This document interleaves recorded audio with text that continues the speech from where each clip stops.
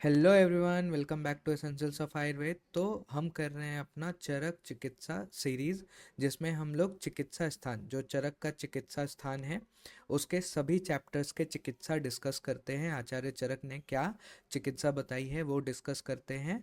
तो आज हम लोग करने वाले हैं चैप्टर नंबर 20, जिसका नाम है छर्दी चिकित्सा।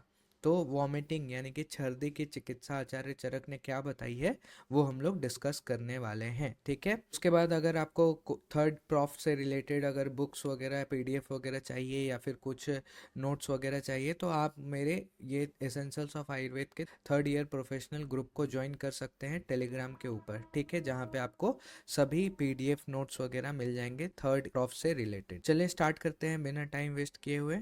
तो सबसे पहले आता है यहाँ पे छर्दी का चिकित्सा सूत्र।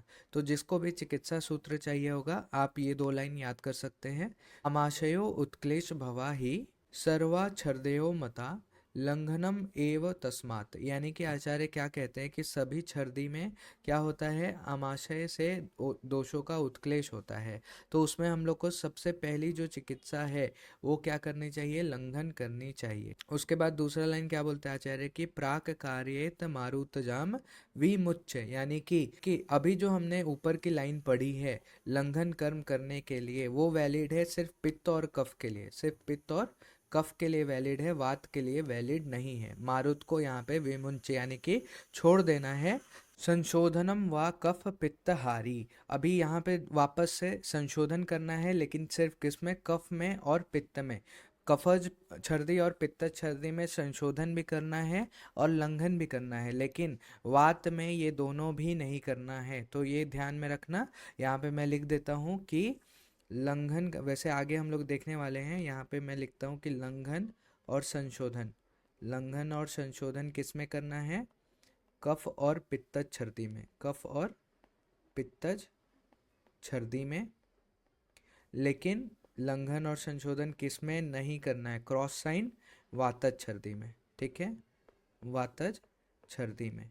बाकी ये सभी चिकित्सा बताई है। अभी जैसे कफज छर्दी और पित्तज छर्दी में इन्होंने बोला है संशोधन करना है, तो कफ के लिए हम लोग क्या करते हैं, वमन करते हैं, तो वमन करना है। पित्त के लिए हम लोग क्या करते हैं, विरेचन करते हैं, तो विरेचन करना है। ठीक है, यही सारी चीज़ें अभी हम लोग एक बॉक्स में देख लेते हैं। तो ये हमने देखा कि सबसे पहला जो कर्म है हम क्या करेंगे, छर्दी का पेशेंट आता है तो अगर कफज और पित्तज है तो लंघन करेंगे, और लंघन से भी अगर ठीक नहीं होता है तो फिर हम लोग संशोधन चिकित्सा करेंगे, लेकिन कफ और पित्तज छर्दी होनी चाहिए। उसके बाद हमने पढ़ा कि वातज छर्दी में ना लंघन करेंगे और ना ही संशोधन करेंगे। ठीक है, अभी पित्त छर्दी में अगर संशोधन करना है तो हम लोग क्या करेंगे, विरेचन करेंगे। कैसे करेंगे, तो या तो अभ्या चूर्ण ले लो, हरितकी चूर्ण ले लो, मधु के साथ दे दो, या फिर जो वृद्ध विरेचन द्रव्य होते हैं उसको मध्य के साथ या फिर दूध के साथ हम लोग दे सकते हैं विरेचन कराने के लिए। कफ में अगर संशोधन करना है तो क्या करेंगे, वमन करेंगे। वमन के लिए आचार्य ने एक ग्रुप बताया है ड्रग्स का, जिसका नाम है वल्ली फलादि ग्रुप, जिसको हम लोग वमन करने के लिए यूज में लाएंगे। उसके बाद एक लाइन क्या बताया आचार्य ने कि अगर दुर्बल रोगी है, अगर दुर्बल रोगी है तो उसमें कुछ नहीं करना है, मनो अनुकूल भोजन दे दो, जो भी उसको भोजन पसंद है उसको दे दो, और उसमें शमन चिकित्सा करनी है, संशोधन चिकित्सा नहीं करनी है। तो ये ध्यान में रहेगा। अब हम लोग जो है वो दोषों के हिसाब से छर्दी की चिकित्सा पढ़ते हैं। तो पहला है वातज छर्दी। अभी वातज छर्दी में हमने देखा कि ना ही लंघन करना है और ना ही संशोधन करना है। तो क्या करना है, तो ऑब्वियसली हम लोग ब्रूहण करेंगे। वातज है इसलिए ब्रूहण करेंगे। तो क्या कराओगे, मांसरस का सेवन कराओगे।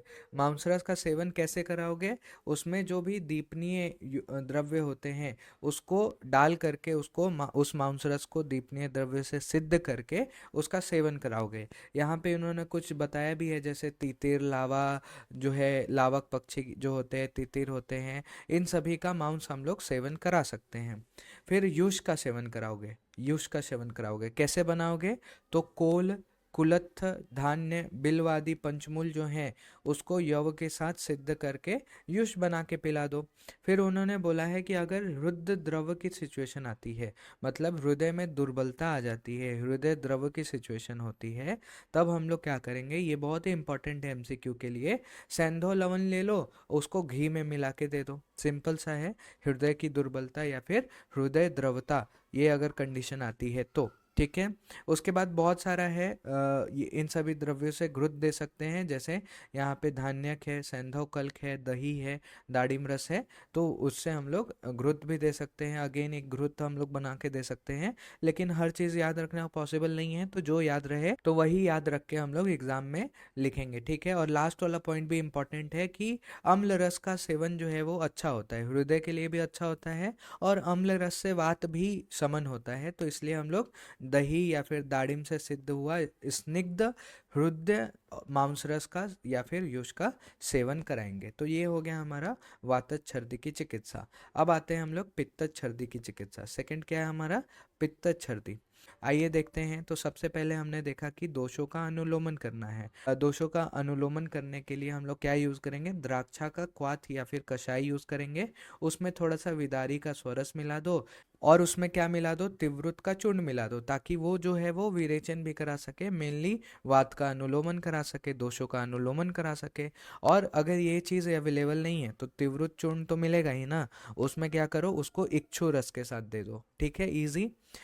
अभी आचार्य ने क्या बोला कि अगर वमन भी करना है ना, तो वमन करने के लिए भी जो वमनार्थ मधुर रसात्मक द्रव्य होते हैं उसको हम लोग वामक योग से मिला करके दे सकते हैं, वमन करा सकते हैं, मृदु वमन वहाँ पे हम लोग करा सकते हैं पित्त छर्दी के भी कंडीशन में, ठीक है। उसके बाद संशोधन उपरांत वहाँ पे संसर्जन कर्म करना है, पथ्य का पालन करना है, ठीक है। एक और एमसीक्यू पॉइंट ऑफ व्यू के लिए एक पॉइंट है हमारे पास कि पित्तज छर्दी नाशक कितने योग बताए हैं, तो एकादश यानी कि 11 योग बताए हैं। उसके बाद हम लोग सुशीत द्राक्षा रस आदि त्रिविध पेय का सेवन कर सकते हैं पित्तज छर्दी में, और सप्तविध शीत कषाय यहाँ पे बताए गए हैं। ये यहाँ पे विविध प्रकार के शीत कषाय है, आप इसमें से जो भी हो सके वो याद रख सकते हो। जैसे इजी क्या है, चंदन है, द्राक्षा स्वरस है और मधु है, ये आसान है तो आप याद रख सकते हो। तो ये हमने जो है वो पित्तज छर्दी की चिकित्सा की। नेक्स्ट चलते हैं हम लोग कफज छर्दी की ओर। कफ की बेस्ट चिकित्सा क्या है, वमन है, हम सभी जानते हैं। तो वमन करना कैसे है, कौन कौन से द्रव्य लेने हैं, उसके लिए हमारे पास एक ट्रिक है। क्या ट्रिक है, तो वमन करने के लिए पीएम के जो एनएसएस डिपार्टमेंट है उसमें भर्ती हो जाओ, अगर उससे कफज छर्दी तुम्हारा ठीक हो जाएगा वमन करके। तो क्या क्या है, पी से हमारे पास पिपली आ गया, एम से हमारे पास क्या आ गया, मदन फल आ गया, फिर एन से हमारे पास निम्ब कषाय आ गया, एस से सरसप, और अगेन एस से हमारे पास सेंधो नमक आ गया, ठीक है। तो ये हमारे पास वमन कर्म करने के लिए द्रव्य के नाम याद हो गए। उसके बाद तुम गोधूम शाली आदि पत्ते का यूज कर सकते हो। फिर अगेन यहाँ पे विविध प्रकार के योग बताए हैं, तो कुछ जो याद रह जाए, जैसे दुरालभा को मधु के साथ दे दो तो उससे जो कफज छर्दी है वो ठीक हो जाएगा, या फिर त्रिफला को शुंठी विडंग और मधु के साथ दे दो, तो जो भी याद रहे वो रख लेना याद, ठीक है। उसके बाद आचार्य ने बताया है कि उदीर्ण वेग जो होते हैं, ऐसे छर्दी अगर है, उदीर्ण वेग वाली छर्दी है, तो उसकी चिकित्सा कैसे करेंगे, तो उसकी चिकित्सा के लिए बहुत ही फेमस मनशिला, मनशिला को फल पूरक यानी कि बिजोरे के नींबू के रस के साथ और मधु के साथ मिला करके देना है जब उदीर्ण वेग वाली छर्दी होगी तो, या फिर हम लोग कपित्थ पिपली मरीच को मधु के साथ मिला करके। फिर आता है सन्निपातज छर्दी। सन्निपातज छर्दी की चिकित्सा कैसे करोगे, तो सन्निपातज छर्दी के लिए आचार्य ने बोला है कि दोष, ऋतु, रोग, अग्नि और बल का विचार करके उसकी चिकित्सा करनी है, ठीक है, दोषों के हिसाब से चिकित्सा करनी है। उसके बाद आता है कि दृष्टार्थ संयोगत छर्दी, यानी कि जो खराब खाना देखने, खराब गंध वगैरह से उत्पन्न होता है, उसकी चिकित्सा कैसे करेंगे, तो मनु अनुकूल वहाँ पे वचन उसके सामने रखो। देखो सिंपली याद रखो, शब्द स्पर्श रूप रस गंध, वही सब चीज़ें यहाँ पे चलने वाली हैं। तो मनु अनुकूल वचन रखो, अच्छे से बात करो, अच्छे मीठा मीठा भाषा में उससे बात करो, फिर आश्वासन दो, हर्षण करो, उसको प्रफुल्लित करो, फिर वहाँ पे मनो अनुकूल गंध को सूंघाओ, उसको मनो अनुकूल भोजन आदि की व्यवस्था करो उसके लिए, और जो भी गंध रस स्पर्श शब्द रूप इन सभी चीज़ों की व्यवस्था करो दुस्तार्थ संयोग छर्दी की चिकित्सा के लिए। ठीक है। उसके बाद अति प्रवृत्त छर्दी की चिकित्सा कैसे करोगे? तो इसकी जो चिकित्सा है वो क्या बोला है आचार्य ने कि विरेचन के अति योग की चिकित्सा करनी है। अभी यहाँ पे विरेचन से क्या समझना है? ऊर्ध्व विरेचन, ठीक है ना। ऊर्ध्व विरेचन को हम लोग क्या कहते हैं? वमन।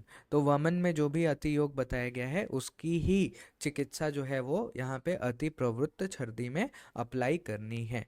फिर एक और इम्पॉर्टेंट है कि अगर चीर प्रसक्त छर्दी है, ये लास्ट पॉइंट है हमारा, कि चीर प्रसक्त छर्दी है यानी कि क्रॉनिक छर्दी है, तो उसकी चिकित्सा कैसे करोगे? पहले बोला है कि स्तंभन चिकित्सा, और दूसरा क्या बोला है? ब्रूहन चिकित्सा।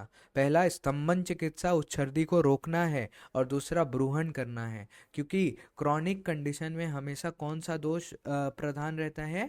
वात दोष प्रधान रहता है, इसलिए हमेशा हमें वात नाशक चिकित्सा करनी है। तो स्तंभन चिकित्सा और ब्रूहन कर्म करना है।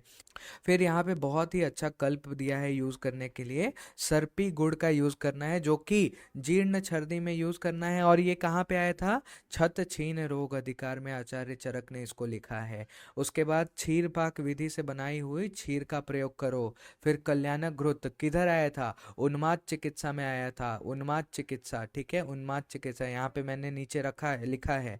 कल्याणक घृत कहाँ पे आया है? उन्माद चिकित्सा में आया है। फिर तृषण घृत, तृषण घृत कहाँ पे आया हुआ है? काश चिकित्सा में, काश चिकित्सा में आया हुआ है। फिर जीवनीय घृत कहाँ पे आया हुआ है? वात रक्त में आया हुआ है, ठीक है, वात रक्त में आया हुआ है।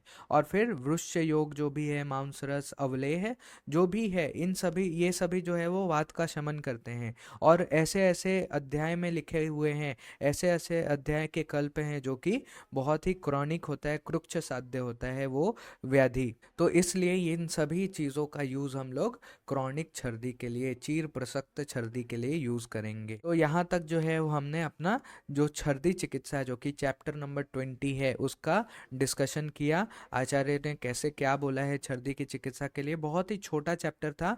Thank you, hope you like the video. Please do like, share and subscribe. Please video को लाइक करें, अपने दोस्तों में शेयर करें, और कमेंट बॉक्स में बताएं कि आपको वीडियो कैसी लग रही है।